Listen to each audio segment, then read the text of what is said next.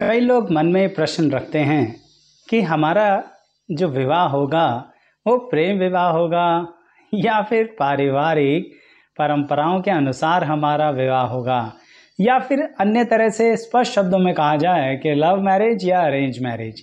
दर्शकों, ये प्रश्न अक्सर सभी के दिमाग में रहता है और ज्योतिष शास्त्र में इसके योग बहुत सारे हैं, परंतु आज एक योग बहुत विस्तार से आपको बताऊंगा कि अगर आपकी कुंडली में ये योग है तो आपका कौन सा विवाह और किस तरह से होने की ज़्यादा संभावनाएं हैं।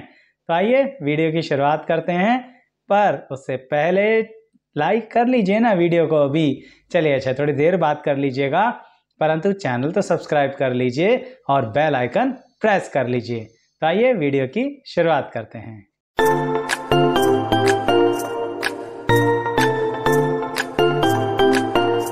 मैं एस्ट्रोलॉजर शैलेश जैन आपका अपने चैनल पर स्वागत करता हूं। दर्शकों, विवाह से संबंधित मन में प्रश्न बहुत जल्दी ही उठने लगते हैं, स्वयं के भी और हमारे माता पिता के भी, कि भाई विवाह कब होगा, कैसे होगा, किससे होगा, क्या ये हमारी संतान अपनी परंपराओं के अनुसार विवाह करेंगे या फिर परंपराओं से अलग जाकर विवाह करेंगे।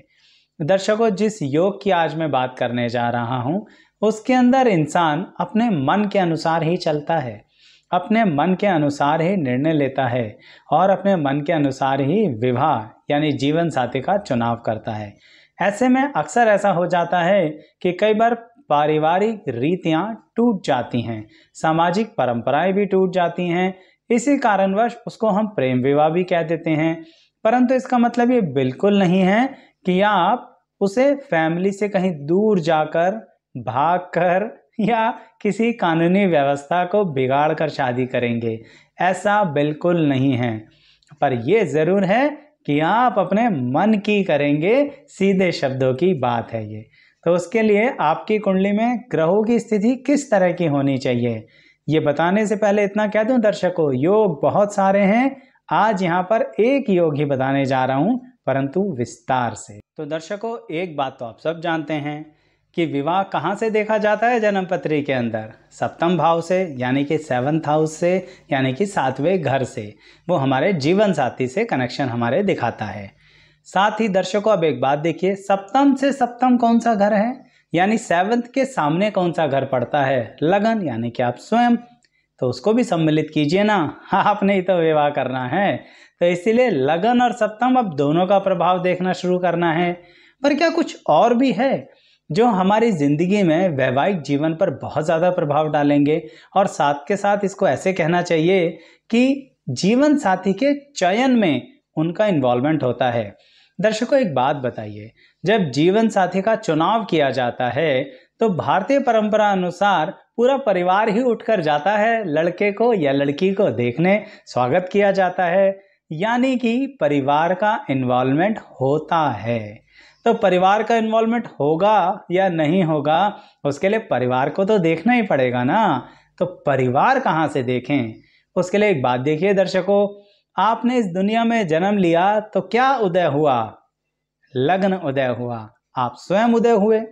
लगन उदय होते ही सबसे पहले आप इस दुनिया में कहाँ आए, अपने परिवार में आए। तो लगन से अगला भाव क्या है, द्वितीय भाव, यानी आपके परिवार का भाव, आपके कुटुंब का भाव। अब वहां पर भी कुछ ग्रहों की ऐसी स्थितियां होंगी जिसके कारण अब आप अपने मन की चलाने वाले हो। तो पहले पार्ट में, यानी अभी तक मैंने आपको ये बताया कि 3 भाव हैं जिन पर आपको अपना ध्यान केंद्र करना है, लग्न, सप्तम और द्वितीय भाव। अब इन तीनों भाव पर पूरा ध्यान दीजिए कि इनके अंदर कौन से ग्रह बैठे हैं जो आपको अपने जीवन साथी के चुनाव करते हुए सारी दुनिया से हटा देंगे और आप आंखें मूंद लेंगे कि हम तो इन्हीं से ही शादी करेंगे, ऐसे ही शादी करेंगे, वहीं जाकर शादी करेंगे। उसके लिए देश भी छोड़ सकते हैं, विदेशी से भी शादी कर सकते हैं, जाति का तो कोई रुकावट ही नहीं है, धर्म के विषय में हम ज़्यादा कुछ सोचते ही नहीं हैं। ये सब एग्जाम्पल्स हैं दर्शकों। तो खैर, इन तीनों भाव में जब पाप ग्रह बैठ जाते हैं, पाप ग्रह स्थित हो जाते हैं, मैं दृष्टि नहीं कह रहा, पाप ग्रह लगन में, द्वितीय में और सप्तम भाव में बैठे हों तो एक और कंडीशन भी पूरी होती है इस योग की। कहने का मतलब, अब आप बताइए पाप ग्रह कौन कौन से होते हैं। पाप ग्रह हो गए शनि ग्रह। ये ज्योतिष शास्त्र के अनुसार मैं डेफिनेशन और व्याकरण को ध्यान में रखते हुए बोल रहा हूँ, ठीक है ना, कि शनि ग्रह को पाप ग्रह बोला जाता है। मंगल ग्रह हो गए हमारे पाप ग्रह, राहु हो गए, अर्थात शनि, मंगल और राहु केतु तो हैं ही, पर कुछ और भी हैं जो पाप ग्रह बन जाते हैं। यानी अगर चंद्रमा बहुत बुरी स्थिति में होते हैं ना, तो वो अपनी शुभता खो देते हैं, वो पाप ग्रह बन जाते हैं। तो इसीलिए कहीं ना कहीं चंद्रमा का वो पार्ट भी पाप ग्रह माना जाता है जब अपनी शुभता खो देते हैं। साथ के साथ ही दर्शकों, सूर्य को डेफिनेशंस के अकॉर्डिंग क्रूर ग्रह माना गया है, परंतु अगर आप यहाँ पर इस श्रेणी में सूर्य को भी एक श्रेणी में रखें कि वो क्रूरता यानी स्ट्रांगनेस, यानी थोड़े से ऐसे कर्म कर पाते हैं जो हम अपना स्टैंड ले पाएँ, हम किसी की ना सुने, तो आप उसको इस श्रेणी में रख सकते हैं। क्योंकि दर्शकों, शास्त्रों में सिर्फ और सिर्फ डेफिनेशंस दी गई हैं, शास्त्रों में श्लोक लिख के ख़त्म कर दिए गए हैं। मैं कोशिश कर रहा हूँ समझाने की। समझ में आ जाए तो लाइक कर लेना वीडियो और चैनल सब्सक्राइब कर लेना। तो मैं ये कह रहा था, लगन में, द्वितीय में और सप्तम भाव में अगर पाप ग्रह बैठे हों, और अब तीसरी बात बताता हूं दर्शकों, उन पर किसी की भी शुभ ग्रह की दृष्टि ना पड़ती हो। सबसे बड़ा शुभ ग्रह कौन है? गुरु ग्रह। यानी पाप ग्रहों पर कोई नियंत्रण कर ही नहीं रहा है। शुभ ग्रह तो बिल्कुल ही ध्यान नहीं दे रहे हैं किसी भी तरह से, शुभ ग्रह उनका साथ भी नहीं दे रहे हैं, शुभ ग्रह छिन्न भिन्न हो गए हैं। आप समझ रहे हैं इस बात को? कहने का मतलब ये रहा कि आपका लगन पाप ग्रह से बहुत मजबूत हो गया है। अपनी अपनी करना, नेगेटिव मत लेना दर्शकों। जब स्टैंड लेना होता है ना प्रेम विवाह के लिए, तो कई बार लोग कहते हैं कि अपनी अपनी ही करनी पड़ती है। तो मुझे ये नहीं पता कि अच्छा विवाह होगा कि बुरा विवाह होगा। मैं ये बता रहा हूँ आपको कि आप अपने अनुसार ही विवाह करेंगे, जिसे साधारणतः प्रेम विवाह कह सकते हैं। तो मैं कह रहा था, लगन में पाप ग्रह मजबूती दे रहे हैं, सप्तम में पाप ग्रह सारी लिमिट्स और रिस्ट्रिक्शंस को तोड़ रहे हैं। यानी मैंने कहा ना बीच में वीडियो के, ना आप उम्र का गैप देखते, ना आप जाति देखते, ना आप धर्म देखते, आप सिर्फ प्रेम देखते हैं। इसको ऐसे कह सकते हैं दर्शकों। तो इसलिए कोई रिस्ट्रिक्शन नहीं है, कोई सामाजिक रिस्ट्रिक्शन आप अपने दिमाग में रख के नहीं चलते, कोई पारिवारिक रिस्ट्रिक्शन रख के नहीं चलते। क्यों? क्योंकि 7th हाउस में पाप ग्रह हैं। अब लगन और 7 जब दोनों में पाप ग्रह हैं, तो जिसको आप पसंद करने जा रहे हैं उनका भी व्यक्तित्व आपके जैसा समन्वय खाएगा, तभी तो वो साथ देंगे। अगर मान लीजिए वो सामाजिक परंपराओं के अनुसार चलने वाले व्यक्ति हुए, तो फिर कैसे करोगे विवाह? अकेले से थोड़ी ना करना है। इसीलिए लगन और सप्तम में पाप ग्रह हों। अब द्वितीय भाव में पाप ग्रह बैठ के क्या करेंगे? क्यों कहा ऋषियों ने ऐसा? दर्शकों, जब द्वितीय में पाप ग्रह होंगे तो इसका मतलब उम्र के उस पड़ाव में जो विवाह की उम्र होती है, ऐसा नहीं है कि आप जंगल में जाके विवाह कर रहे हैं। इसी समाज में विवाह करेंगे, इसी सामाजिक परंपराओं में रहेंगे, इसी रिश्तेदारों के बीच में रहेंगे। तो आपको परिवार में बात तो करनी ही पड़ेगी ना, बात को कहना तो पड़ेगा ही ना, कहना तो बताना तो पड़ेगा ही कि आप विवाह करने जा रहे हैं और किसको पसंद करते हैं। तो क्या वो हिम्मत आपके अंदर आएगी? क्या वो बात स्पष्ट तौर पर साधारणता आप परिवार और रिश्तेदारों के सामने रख देंगे? अगर आपकी ज्वाइंट फैमिली हुई तो भी क्या आप इतनी हिम्मत कर पाएंगे? और अगर आपकी न्यूक्लियर फैमिली हुई तो भी क्या रिश्तेदारों के लिए इतनी हिम्मत कर पाएंगे? तो वो हिम्मत आपको पाप ग्रह 2nd हाउस में बैठ के बढ़ा देंगे। तो दर्शकों, ये बात तो आपको समझ में आ रही होगी। यहाँ पर विपरीत दिशा में जाने के लिए, जिंदगी की, समाज की स्थितियों के लिए पाप ग्रह आपको सहायता ही दे रहे हैं। इसलिए ऋषियों ने लिखा कि लगन, द्वितीय और सप्तम भाव में अगर पाप ग्रह स्थित हैं तो ये बातें पूरी होती हैं। अब शुभ ग्रह देख ना रहे हों, उनके देखने से क्या हो जाएगा?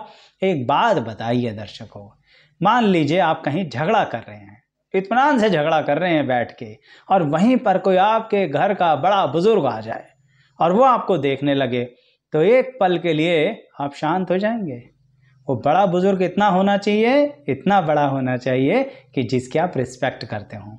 आप तुरंत शांत हो जाएंगे, या एटलीस्ट उस बड़े बुजुर्ग को क्लियर करेंगे कि हम क्यों लड़ रहे थे, इस सामने वाले ने ऐसा क्यों किया, किस लिए किया, क्या किया, यानी आप गलत नहीं हैं। कहने का तात्पर्य बड़े बुजुर्ग की या सम्मानीय व्यक्ति की नज़रें ही बहुत हैं, उसका वहाँ पर होना ही बहुत है। यानी आप जो कर रहे थे ना, लड़ाई, फाइट, विपरीत दिशा, उसको थोड़ा सा उस दिशा यानी उस दृष्टि ने बड़े बुजुर्ग की रोक दिया, कंट्रोल कर दिया। तो इसलिए अब इस रूल पर आते हैं। अगर शुभ ग्रह ने इन पाप ग्रहों पर, जो कहाँ बैठे थे, लगन में, द्वितीय में और सप्तम में, इन जगह पर बैठे हुए पाप ग्रहों पर शुभ ग्रहों ने डाल दी दृष्टि, तो जब आप स्टैंड लेने जा रहे होंगे ना, आप अपने होने वाले जीवन साथी के लिए कहीं कुछ बातें करने जा रहे होंगे, आप बताने जा रहे होंगे वो इंटरकास्ट है, या आप बताने जा रहे होंगे कि उम्र उनसे बहुत बड़ी है या छोटी है, या आप बताने जा रहे होंगे कि मेरे होने वाले जीवन साथी के तो पहले से ही एक संतान है। ऐसी कोई भी बात जब आप बताने जा रहे होंगे तो अगले ही पल वो शुभ ग्रह की दृष्टि के कारण बड़े सारे प्रश्न अपने मन में स्वयं ही उठ जाएंगे कि कैसा लगेगा सबको, क्या लोग सही में मेरी शादी को एक्सेप्ट करेंगे, क्या लोग सही में मेरा साथ देंगे, क्या मुझे सही में ऐसा करना भी चाहिए, क्या मुझे सिर्फ अपने परिवार के साथ ही चलना चाहिए, क्या मैं बहुत ज़्यादा सेल्फिश तो नहीं हो रहा हूँ या हो रही हूँ।